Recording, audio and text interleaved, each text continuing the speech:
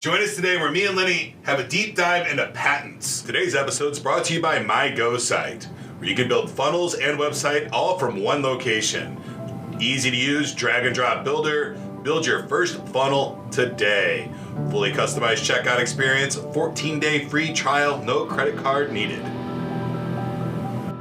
Welcome back to today's episode of Clicks and Bricks. I'm super excited today to have Lenny here with us today. He's with Helix Fitness. He's the inventor and the founder of this company. How are you doing today, Lenny? I'm doing great. How's it going with you? Fantastic. Having a great day. Can you tell us a little bit about Helix Fitness and what it is that you guys do as a company? Well, it's really pretty straightforward. Helix Fitness, we founded the technology of lateral training. So a lateral trainer is the product that we make.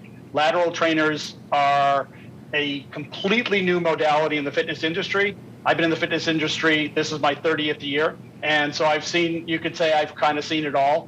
And the major difference is that our lateral technology takes a 360-degree view of your core to the floor. We call it core to the floor technology, works the entire core and lower body 360 degrees. And we'll show up a little video here of what it looks like, because it's a unique piece of equipment that it moves in a kind of an outward movement instead of a forward and backward movement, correct? It actually does both. So it does go out like you were just doing, but then you can reverse and go in. So if you're going in, it's more adductors, and if it's out, it's more abductors. Yep, but they're both engaged all the time. Just a matter of which one is passive and active. And the main purpose of that is to increase blood flow into those hip areas, which is fantastic. What are some of the other benefits of going in that different motion? Right. So I think one of the issues is that, when we live our lives, we walk straight, we don't walk sideways, we don't walk in zigzags. So our body is used to doing sagittal motion. But if we were to step this way or step right, or in athletics and so forth, we have to have lateral stability.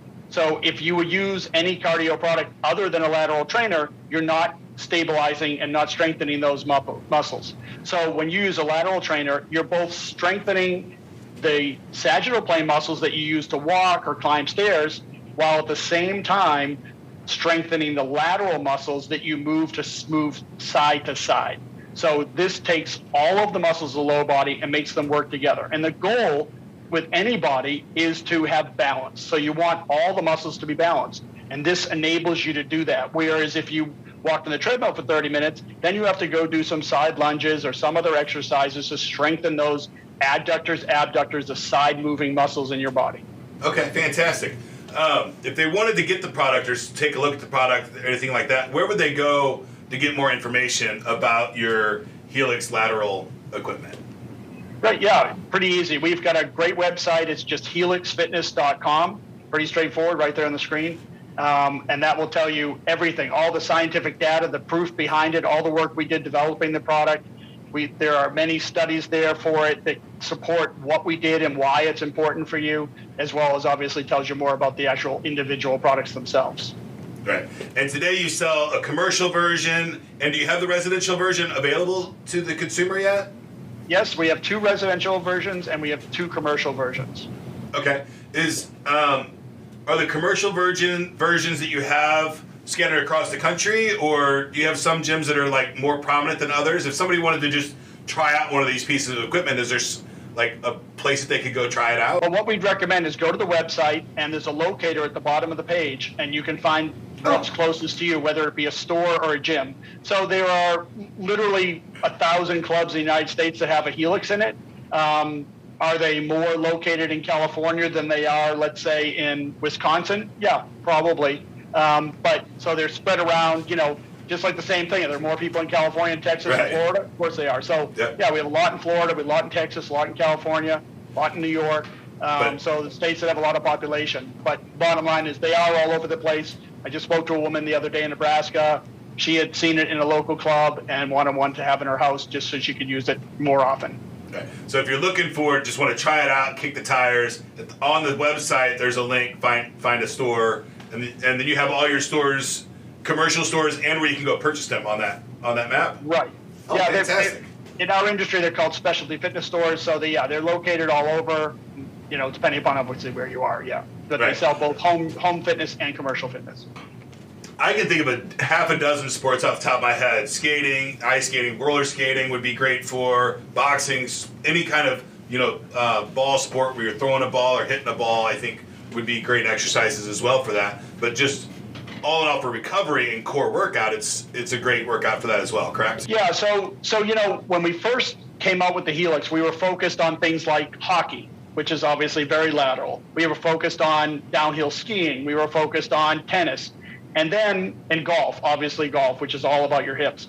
And then as we got more involved with some orthopedic surgeons and some physical therapists, we started to learn that while, those sports are going to benefit the most in actual sports, all people that need this balanced routine. So what happens is when you get a runner, whether they run 3 miles a day, 10 miles a day, or 1 mile a day, or other sports like cycling and so forth, they don't have lateral stability. And what happens is they create an imbalance. It's the same thing with seniors. Seniors love these recumbent bikes and so forth. They get in the gym, they sit on the recumbent bike, and they go. But to a degree, is it great for them? Absolutely. Should they stop? No, they shouldn't. But what they need to do is balance that out. So what they do is they create these really strong quads, the front of their body, and that makes an imbalance between the muscles that deal with their lateral. So by using a Helix lateral trainer, they're getting a rounded workout 360 degrees, so all the muscles become equally strong and toned. Fantastic. So that's a lot about your equipment, but we're here to talk about the business, right? Sure. So can you walk us through your journey of, because we probably have a whole lot of tinkerers out there and people are trying to create products and create new services and things like that. Can you walk us through the journey of from concept to pre-production, maybe even some of the production process, some of the hurdles you ran into? If somebody was thinking, hey, I've got this great idea for an invention and I want to make it and become a business, I think it helps to hear other people's stories about how they got there and like what were their long poles in their tent that they really had to overcome and things of that nature, all the way up to like, okay, I've invented it. Now I'm going to decide, because then there's another whole decision process. Am I going to license this to somebody, or am I going to run this business, right? And that's a giant decision that you have to make as well. Yeah, and unfortunately, often the decision's not yours, right? Because you can come up with some technology and develop some prototypes and do some testing and say, wow, I really got something here, and then go out into the market, and either it might not be the right time. For example, when we were developing the Helix lateral trainer, I think I mentioned this earlier, we took it to the first trade show in 2008. Well, we all know 2008 was not the greatest year. And therefore, there was no interest. There was no money. There was nothing. There were people were happy to still be in business after that collapse, right? Right. So, that kind of forced my hand of what I was going to do. Now, I had some advantages. One advantage was, by that point, I had been in the fitness industry already nearly 15 years, so I had developed a lot of other products, not necessarily new inventions, but redeveloping new ideas for other fitness products. I've made everything from, weightlifting gloves all the way up to 4-station home gyms. So, I had some connections. I had the connections overseas. I was familiar with the development process. So making the decision to go licensing or development, in my personal case, it was kind of out of my hands because I launched this product and we got our patents, right around the time of one of the worst economic periods we've seen in our lifetimes. Right. So we decided we just had to go for it. We had the technology, we had the prototypes. Now it was time to do the tooling and start moving down the road, really. So in a sense, that decision wasn't mine because of the timing. And I find this theme very, very frequently when I'm talking to different business owners is you didn't ever talk about, what am I going to do? It's how am I going to do it, right? This isn't a matter, and I think that's what is the differentiator between somebody that does a business and doesn't do the business, because you never talked about the hurdles or anything like that. It was like, how am I going to get to the next step? And it's constantly, how am I going to get to the next step? And I think that's an important mindset that business owners have. It's not, you don't ever think about the hurdles that are in front of you. It's just the how do I get over those hurdles, right? Exactly. We don't talk about hurdles. We talk about how we overcome them, and that's our only way that we talk about them, right? So, I think that's a wonderful observation because, because like I said, I've been doing this for a long time. So I, all my friends from high school and college and so forth, and just friends that I've met after in life, they'll come up with an idea, something they know that I've developed a lot of products. Again, like I said, this one is a very unique product. It was clearly novel concept that I patented, but that doesn't mean that over the years I hadn't developed other home gyms with new ideas and so forth. So they'll come to me and say, hey, Lenny, I got this idea for a new golf tee. And I would give them some advice, and you very quickly learn that they're not willing to do the work. They'll say, oh, well, how do I find out about patenting this? I said, well, the first step you want to do before you waste any money is go onto the USPTO's website and spend a few weeks, and they look at me like I'm crazy, spend a few weeks searching there to make sure some other guy back in the 40s didn't come up with your idea and patent it, because you'll spend all this money and find out that some guy that didn't have any money but had a great idea and came up with this great golf tee, and he patented it, but he didn't do anything with it, so nobody saw it. And now you do it, you spend all this money and find out, hey, it's there. Right. And so you immediately separate the wheat from the chaff, so to speak, by you could see it right on their face that I'm not going to go do that work.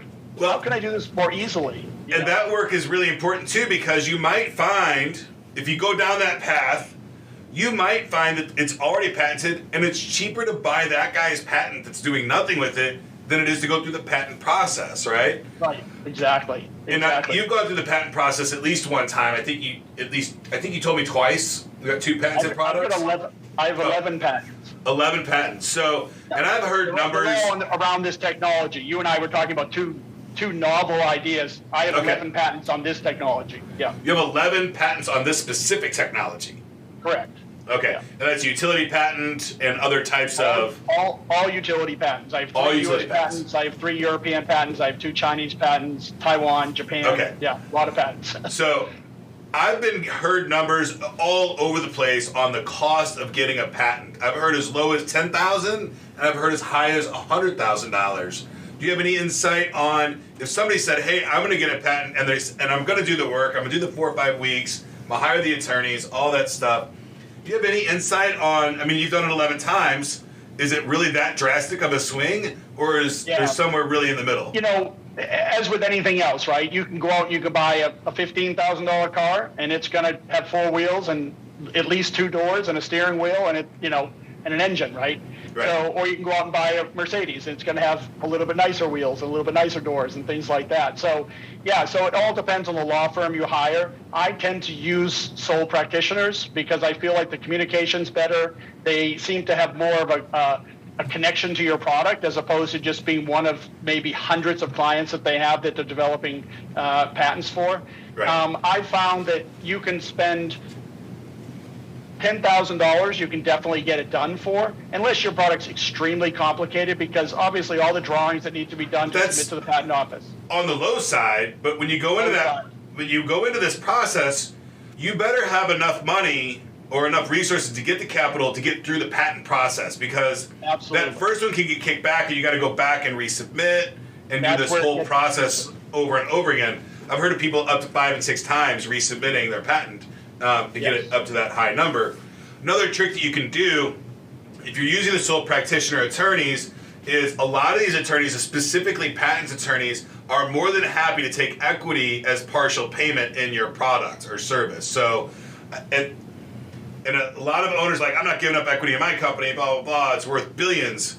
At the end of the day, if you don't have the patent, if you don't get through that, you don't have anything to sell anyway. So, giving up small pieces of equity early in your company to those key players, and I promise you, you're going to need an attorney on your side anyway, and it helps to have an attorney that has skin in your game, right? So these are good. It's a great tip.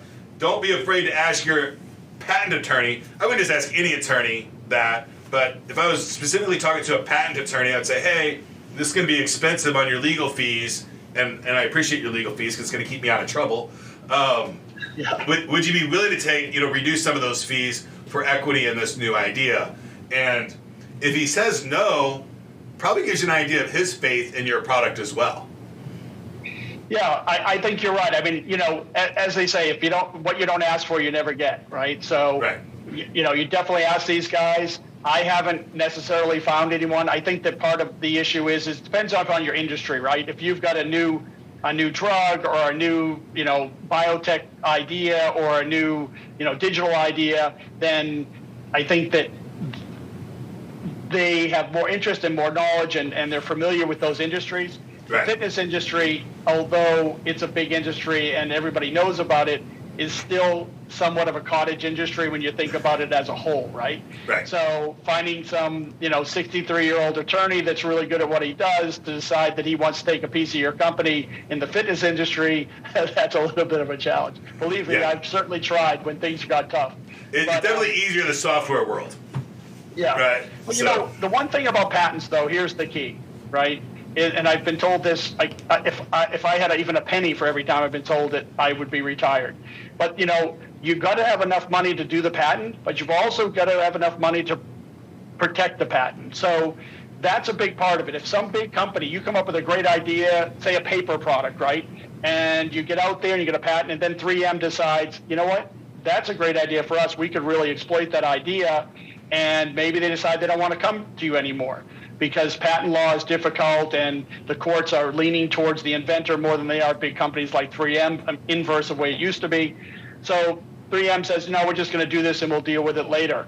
So, actually with a lot of people that I've talked to about patents, and I've talked to so many friends and family about patents, the first thing I say is let's talk about what you're trying to do because it might be worthwhile. One way to protect your product without having a patent, is depending upon the industry, is being very aggressive with your selling price. Because a lot of people think, wow, I'm unique. I've got this patent. I can make huge margins. I can buy it for $1 and sell it for $10. Well, as soon as you have a product that you can buy for $1 and sell for $10, everyone else is going, oh, you know what? Yeah. I can buy that product for $1 too, and I'll sell it for $4.99 because I'm happy to make $4. Right. So I try to give people that advice that don't go for the long money in the beginning. Go for the long volume. So if you can buy it for $1 and your company can survive at $2.99, you'll take 60% of the knockoffs out of the market by having a price that doesn't leave a lot of room and make it easy for everybody else. So, that's a consideration too to patents. Right. Because patents, again, they're great, but they're very expensive. They're very expensive to defend. And, certain industries, you can kind of just fly with it. If you came up with this new device that attaches to a drill and you think you can probably sell it to Home Depot and Lowe's and whoever else, right, and you can make it pretty cheaply, go for it, man. Maybe you apply for one patent, but don't wait. Just apply the application, start trying to build the product and see if you can sell it to Home Depot for, 30% margin, because they're going to buy 83 gazillion of them if it's a great product, right? Right. And by the time anybody tries to knock you off, it's already in Home Depot. You're done. You're there. So that's a consideration, I think, too, about patents. So the things that you're talking about there are defending your position in your marketplace, and I think it's really important, and there's a lot of different ways to do it. I prefer to do things that other people just can't do, right? Nobody can reproduce clicks and bricks the way we do it, right? So I like that kind of business. I don't have to patent anything. We trademark the names and things like that, so you can't blatantly steal it, but I don't have to patent that idea. So it's an easy position to defend my product and service, whereas you have a piece of gym equipment and you've went out and got patents in multiple countries because it's a big problem right now with patent law of, China is not necessarily enforcing U.S. patent law. So, and they're shipping, very similar things over. So patent's not the only thing to really protect. And I've been through a couple lawsuits in my life, and the only thing I can say about defending your position is even if you win a lawsuit, winning a lawsuit is like winning an earthquake. Everything's destroyed, right? It is a horrible, horrible situation. Even when you win, the lawyers take the lion's share of all the money that, if it's an insurance settlement or you win, and then when you do win, you got to collect the money. It's horrible. Stay as far away from legal cases as you possibly can, right? Hey, Ken, have you trademarked that? Have you trademarked that expression? That's a great expression. I've stolen it. I don't won the earthquake. I don't know who I stole it from, but I know that it's not an original thought of mine for sure. It's a really great expression because it really speaks to the truth. When you win a lawsuit, it's like it's kind of like when you've been falling for 3,000 feet and the parachute finally opens, Yeah. a few feet from the ground, you're okay. It's gonna hurt. It wasn't a fun ride. No, it wasn't a fun ride, and the judge will make sure both sides are not happy. Right? That's the judge's job. Is neither one of you are going to leave here happy because you're wasting my time with this crap. Is the way he looks at it, or she looks at it. Is at least that's been my experience. So the only people that win are the attorneys. The attorneys win. They make a lot of money, and everybody else loses. Yeah, I would even say on the lawsuits, and I've had some staff embezzle over the years, and we went through the civil cases, and I'm not even ever doing that again, right? If we ever have an embezzlement case, it's going straight criminal. I'm never dealing with the legal lawsuit case again. For even if somebody's embezzling money, I'm not going to go after them that way. We'll just let the criminal courts take it because it's that time consuming and that much of a burden. So even if you have the patent, if you're going to go the patent route, and you have to be ready that if somebody does go after it, that you're going to defend that patent at every scale, right? You cannot back down, and you're going to fight that tooth and nail. And like you said, if you've got a product that you can buy for $1 and sell for 10, somebody's going to steal it. It's going to be competition. That's what this country's all about. That's what capitalism's all about. And it should make you stronger, faster, and more agile, because you got to compete with those people, right? And that's why we have great products in our country, right? Yep. So 100%. Yes, awesome. So can you tell us a little bit about your story, how you founded this company, right? What was the natural progression for you? So you've been in the fitness industry for a long time. Before 2008, had you owned a company before, or was this your first company venture? No, I had owned a company before, and actually, the reason why the invention, when I invented it in 1999, believe it or not, for the next 5 years, I didn't do anything because I was running another fitness company that was actually located in England, and it just took up too much of my time, and I didn't have the time or the resources, not only human resources, but financial resources. They were all tied up in my business. And fortunately, I sold that business to my biggest competitor in 2004.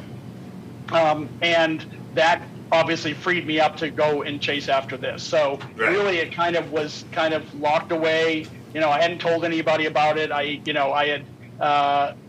actually, when I came up with the idea, I did some quick drawings. I was overseas, and I faxed them to family so that there was a fax record with a date on it when I came up with the idea, because you need that prior art to make sure you can protect what you've done. Right. And then I kind of just sat on it. And as 2004 came along, that's when I started working on it. So it took us about 4 years from that point. We established the company, set it up, we filed our patents, and I think we got our first patent in 2007. And then we were at the first trade show in 2008, early 2008, and that's when it all started rolling forward from there. So it was technically a new company, but like I said, I've had multiple companies prior to that. So if you're going through this process, I know a trademark takes anywhere between 3 months and a year, depending on how that is, and a patent's going to take 2 to 3 years. Is your experience? Yeah, I think usually less than 2 years. I mean, right now with COVID, situations, I don't know, because everything's taking 5 times as long as it normally would. I mean, we had to change our business name, and the IRS told us that they would take 6 to 9 months when it would normally take 30 days. So, yeah. Right. So I guess I think under 2 years is reasonable, as long as, if there's a lot of office actions, obviously you're going back and forth like you mentioned earlier. Some of those things happen. But yeah, I think 2 years is reasonable. But the good part is that, the other part of the patent process is that all you have to do is file the actual idea with the patent office. And what that means is you draw it on the piece of paper, you write all about it, tell exactly what it is, what's novel about it, why it's unique, and so forth. And you basically mail that letter to the patent office. And that gives you 1 year of protection to get your patent done. So it gives you some breathing room where you can file what's called a provisional. And what that does is it gets it in the patent office's hands. And they know it's on record. They don't reply to it. They don't tell you anything. You just send it certified mail. You know it got there. And what that does is it lets you, for the next 12 months, decide, hey, do I want to invest 10 grand in this idea? Is it and you can go and build a prototype, or depending upon what the product is, obviously, and try it out. Maybe some of your family tries it out, and everybody says, "Yeah, you know what, Lenny, this thing might work. I think you should go for it." Then you can hire the attorney and spend the 10 grand. So that's a nice part of the patent process that's not known to everybody. That it gives you that 1 year of time. Right, so you can do some pre-sales, you can taste the idea a little bit, see if this is really something you want to get yourself into, and you've got a year, costs you nothing for that year of protection. Costs you nothing, and it makes sure that if anybody else comes in that period of time, you're protected.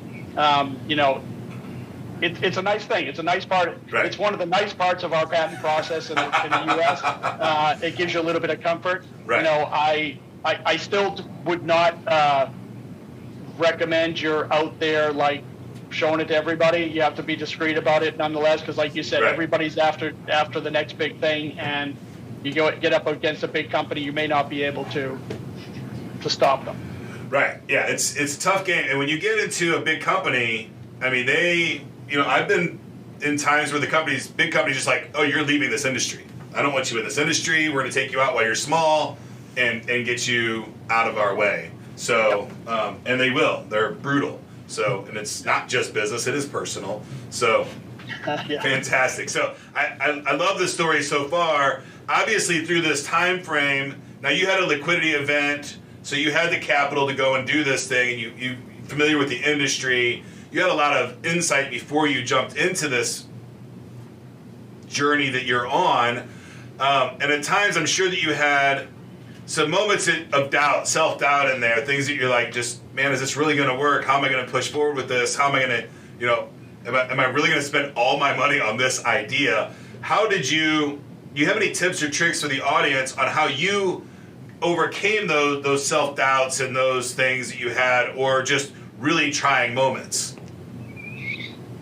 Yeah, I think that, frankly, it's funny because I've certainly had people from time to time, based on things that have come out of my mouth, that said, "Well, you sound like a pessimist to me."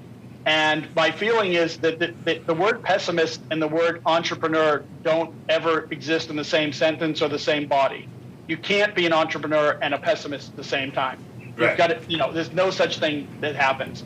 So inside of each inventor, there's obviously varying levels. So you've got to believe in what you've created and see the future for it. And I think that that's key, being able to see that down the road. And I think being realistic about it, that it isn't going to be this Shark Tank kind of thing, where you bring this product to Shark Tank, they throw $10 million in your pocket, and you're off to the races. Right. That's not what happens most of the time. It doesn't even really happen on Shark Tank. So I think that having confidence in what you've done, and in my case, like I said, I had been in the fitness industry for a long time at that point. I had been a fitness person for a long time prior to even getting in the industry. So I knew what I had invented had merit. It was just a matter of, would the industry accept it? So I think that during the process, I think the most difficult thing is more about the business than it is about the idea. And having the again, going back to, like I was saying, when people ask me about patents, and I tell them to go to the USPTO and search for 2 or 3 weeks, just do a really deep dive. You got to scan everything, come up with every idea you can think of, a way to describe your new little golf tee or whatever it is. And, it's the same kind of concept. You've got to be committed to it, and you've got to be committed to the hard work. Because one thing that's kept us in business and what enabled us to get where we are today, where we're almost a $10 million company, is that I was willing to be chief cook and bottle washer, and then finally I got an assistant chief cook and bottle washer, and the two of us for at least 3 years ran the company, just the two of us. And we did, you name it, we did it, whatever we had to do.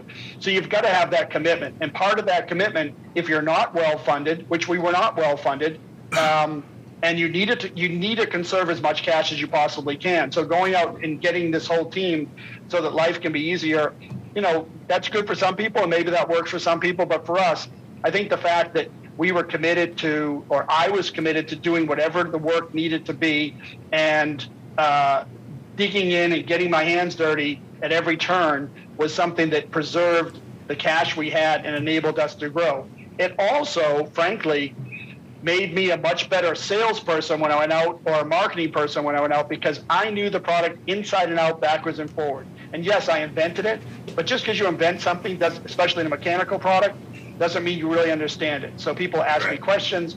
They could see it in my eyes and understand by the way I was speaking that they were asking a person who really had the answers. I was involved with all the testing. I went and watched the testing. I was there asking questions of the scientists and the doctors and the physical therapists and the school teachers and the university teachers that were involved in this. And so I was completely immersed in it. And I think that was important, because when it came time to sell it, to take it to a club and explain it to people and put them on it, they recognized, hey, you know what? This guy's not a salesman. This guy's totally in with this product. He knows it's soup to nuts, and he knows what he's talking about. I can ask him anything I need. So I think those two things, one, preserving cash, and two, really know what you're doing and get really immersed in the whole process. Absolutely. And there's a difference between knowing your product and being intimate with your product, right? And there's absolutely. And a consumer can tell the difference, right? I know when I'm doing data center tours for people, I've had so many people tell me they can see it in my face that I just love what I'm doing, right? Like, yep, I do. I built this stuff. I turned the screws. I drilled the holes in the floor. I genuinely love doing what I'm doing there. So, and if that's the case, you're not selling anything. You're just having a good time. You're talking about the stuff that you created. If they buy it, they buy it. If they don't, they don't. You move on with life and you just talk to the next person, because you just love talking about the thing that you created, right? It's just a lot of fun. So, and you believe in it. So that helps tremendously whenever you're having those bad days. So you said something again about, knowing your product and all those things. And you said something about people think that you're a pessimist sometimes. And I think that it's so common for business owners and business people and entrepreneurs.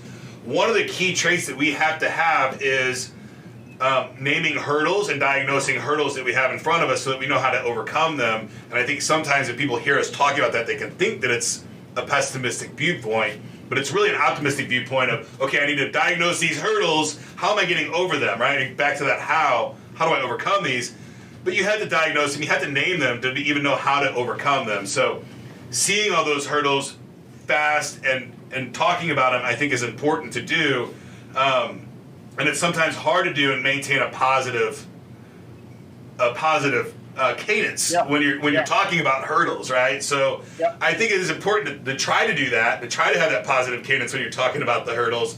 But sometimes it just gets exhausting to keep the smile on your face, and sometimes things are just bad. You got to get through them, and you do, and then you're back on to good days. So I definitely understand because people, I'm a pretty laid back guy, but I get a lot. You're a really aggressive guy, Ken. I'm like, okay, well, I don't see it, but unless I really want something done, and then I'm aggressive. Right. You can define aggressive in a number of ways, right? You can define pessimism in a number of ways too, right? So your aggression might also be described as your enthusiasm. It might be that you're effusive about your product or these things. And I think that you're absolutely right about the pessimistic comment, because when you lay out all the hurdles, okay, some people interpret that as pessimism. That you're going to have to run it. I'm going to run into all these hurdles along the way. And absolutely. And I say, no, wait, that's not what I'm saying. I'm saying let's look in all directions and see what we're up against and what we're going to do, because these hurdles are going to come up. It's natural business. It's not pessimism.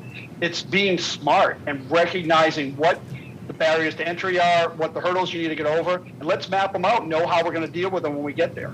Right. And if you want to be a business owner, what I think you have to do is you have to be in love with figuring out how to overcome those hurdles. Yes. Right? You have to find a passion in and a gratification in overcoming hurdles. And if you can figure that out, then you're a great business person, I think. And also somebody that's not going to just quit easily or give up easily, because you're going to have moments that you want to quit. You're going to have wives and husbands tell you to quit. You're going to have kids tell you to quit. You're going to have parents to tell you to quit. You're going to have friends and family members tell you to quit.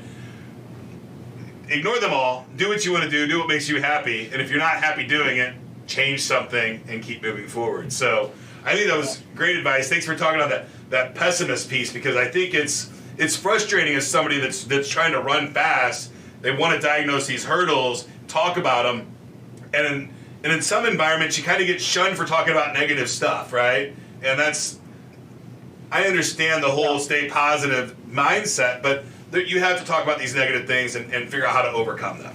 And that's an important thing. I think that a person with experience should recognize, whereas some business people aren't business people, right? It's a new venture. They haven't had to deal with all these different things, and business is solving problems.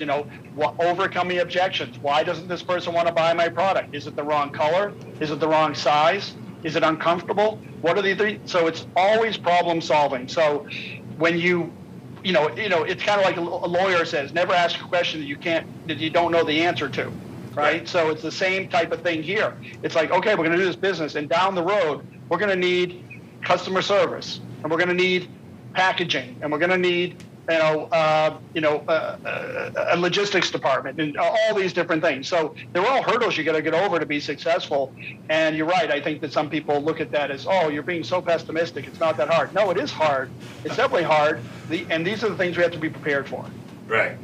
Fantastic. So thank you for doing everything you do for the world. Right. I think business owners are creating jobs. They're being inspirational leaders and everything in the world. I think it's a very important role for our country as a whole, and I don't think it's ever been more important than it is right now, coming out of post-COVID, or wherever we're at in this COVID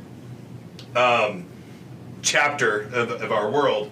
I think it's important, and with the changes that we're having with society right now, there's going to be more people coming into owning their own businesses, being their own boss. I think at a breakneck scale over the next 10 years. So I think these skill sets are important for the next generation to know and have, and it's going to take guys like us to hopefully communicate to them. Luckily, we've got these great platforms to communicate it with, so that's fantastic. Yeah. So excellent. Obviously, you're an inventor, innovative guy.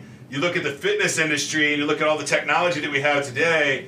Do you have any insights or foresights of where you think, without giving up any intellectual property that you already are thinking about, where is the next 5 and 10 years in the fitness industry? What are some of the new things that we might have, or some of the new trends that you might see coming up? Yeah, well, I would say that, the interesting part is that the fitness industry goes in two different directions as it relates to technology. So what I try to separate the two technologies, because when someone shows me a new treadmill that has a 10-inch TFT screen on it that can, has YouTube and connect to the internet and has Bluetooth, I say, wait a minute, that's not a fitness technology. That's a CES technology. That's nothing to do with us. So, our industry, and I always say this, we have 2 arms, 2 legs, 1 torso, 1 head, right? So, how many more things can come down the road, frankly?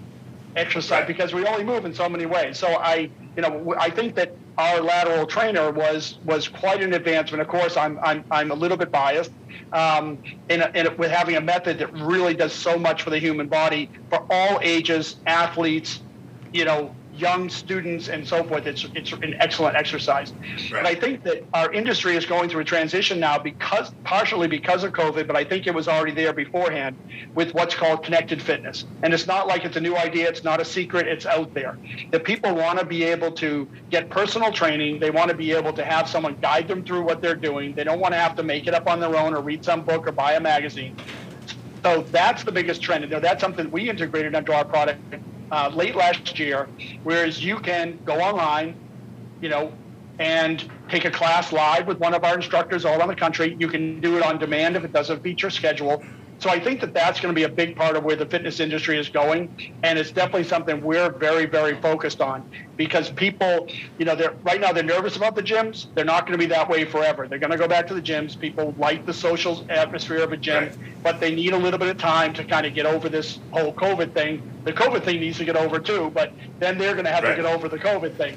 Now, so I think connected fitness is a big part of it. Yeah, the gym owners that I've been talking to saying they're having better years than they've had in a very long time. That post-COVID, people are rushing back to, they need something because they've been cooped up for 18 months and stuff. They're having these record-breaking years right now. And I think I've probably talked to 20 gym owners this month, right? So, and they're all telling me things are going really, really great right now. So that's very exciting. I like the connected fitness too. I see all kinds of stuff happening in the future with, the metaverse that Facebook's turning into. The cryptocurrency stuff is really cool with NFT projects.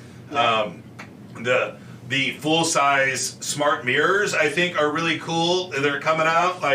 So just the sky's the limit, man. If you've got an idea today or you want to bring something to the next level, just try it. Just start tinkering with stuff. If you come up with a great idea, use Lenny's advice, send that out to the patent office just to lock it in for the year so you can play with it a little bit with less worries. So I think that's great advice on the patent office stuff. I also believe that great advice on that first step, right? Oh, you're going to spend a couple of weeks doing hard research on the patent office website.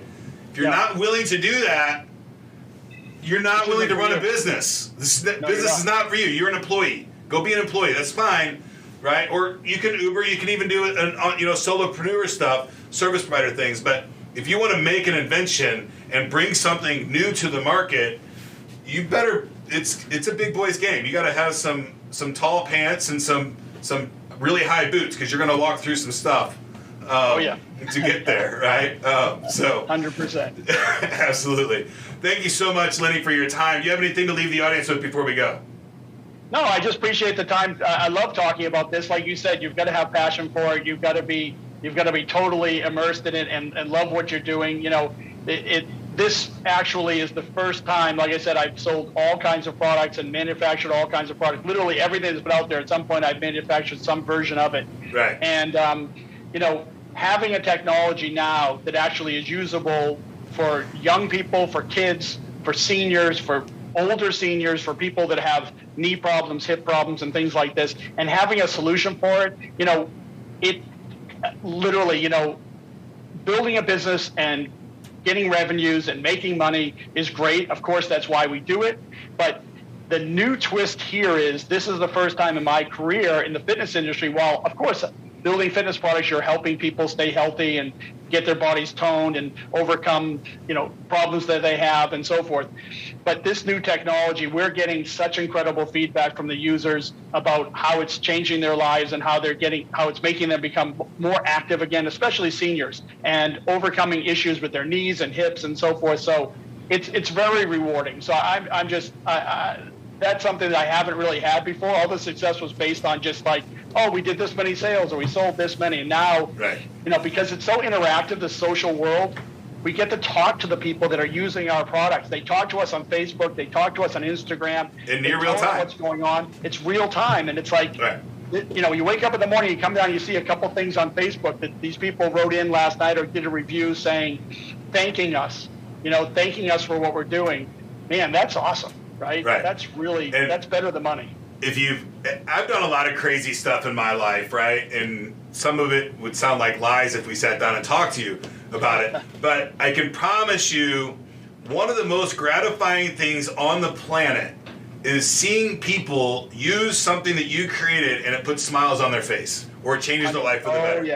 It is hands down one of the most gratifying things. It's up there with having kids, getting married, all of those things. It's way up there on my list on things that have just been gratifying for me to stop, look at, appreciate the things that I've created and that people are using them. It's wildly gratifying. And you don't need any money at all to do those kinds of things, right? It's not about it at all. You're just doing it because you love it. And I know a lot of people that are, trying to get to the next level. And when I say the thing like, oh, just do what you love and you never work a day in your life, I know that they're in the back of their head like, screw you, dude, you got it all, you've already gotten there, right? That's just a stupid line, but it's not. It's real. It is absolutely real. So you just have to have the courage to do it, right? Get out of your own way. You're standing in your way. You are standing in your way if you're not doing the things that you want to do. Nobody else is doing it. So fantastic. Lenny, thank you so much for your time. That's it for today's episode, folks. Thank you for joining Clicks and Bricks. Get to work.